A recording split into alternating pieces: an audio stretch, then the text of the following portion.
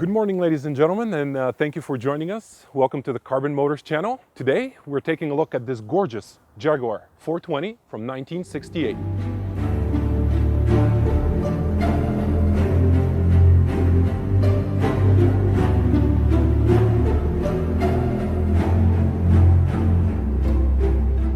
But let's talk about the 1960s first. This is a monumental decade in our history when so much stuff was happening. The space race was on, swinging UK was in full motion, the Can-Am and Trans Am racing series were on in the States, the horsepower race was in full swing, culminating with the muscle era in the US. How can we forget the Blackbird SR-71 plane was released in the 1960s? Truly, it was a decade of change, and everybody had the right idea: speed. Now, you have to remember that the really big thing for Jaguar in the 1960s was actually the E-Type. The rest of their model lineup wasn't doing all that great in terms of sales, and there was quite a bit of competition from the Italian coach makers, your Maseratis, your Ferraris, etc. Now, for them, there was a need to have something in between the Mark II and the Mark X, both in terms of price and in size.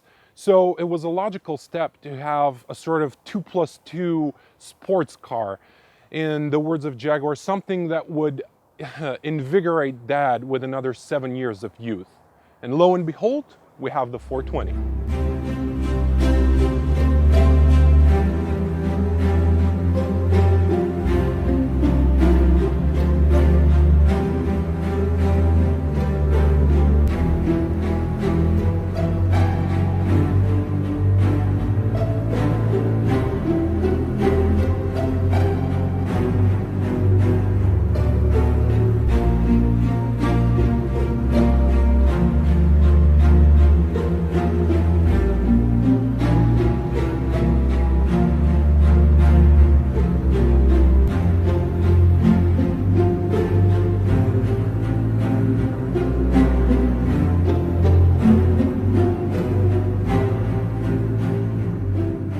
Now let's get back to this specific unit.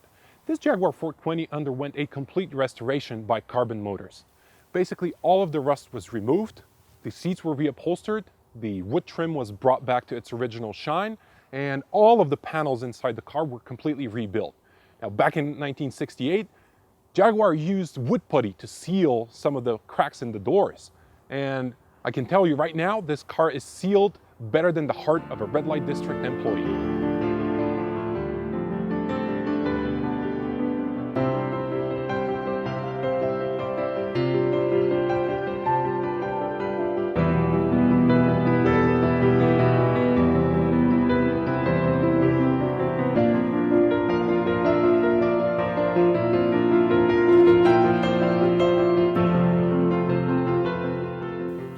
Now let's get back to the main question. What's under the hood of this car?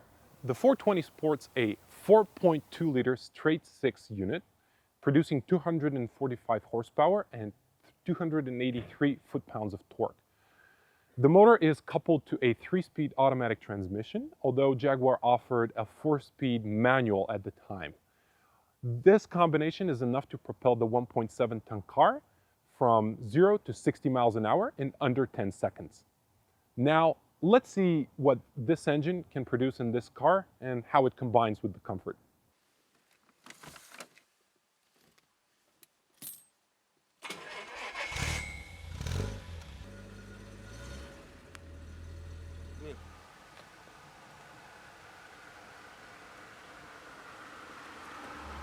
One thing that becomes immediately apparent about this car is that there's no real swooshiness in the way that it moves. I don't mean to say that it's slow, far from it, but there's no real sense of urgency in the way that it moves about. Now, you have to remember that during the 1960s, the daily drivers of the day were quite modest in terms of power and acceleration. They had very little to offer to the spirited driver. And in that sense, the Jaguar 420 was really ahead of its time. However, the thing that I like the most about this car and what I think makes it a really viable proposition for a daily driver of today is the fact that The suspension in this car is just beautifully tuned. I mean, the road that I'm currently driving on is far from perfect, yet the car swallows the bumps and the undulations in the road just perfectly. I think far better than most of the offers on the market today. And to me, that really rounds off a perfect package. This is a complete, comfortable daily driver, yet it has this beautiful historical pedigree.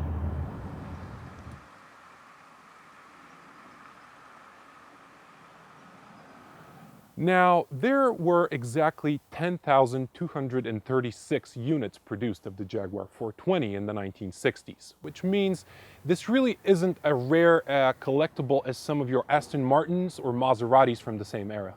But this is what really makes it a very cool car. It is accessible, it is affordable. This is a daily driver with amazing pedigree.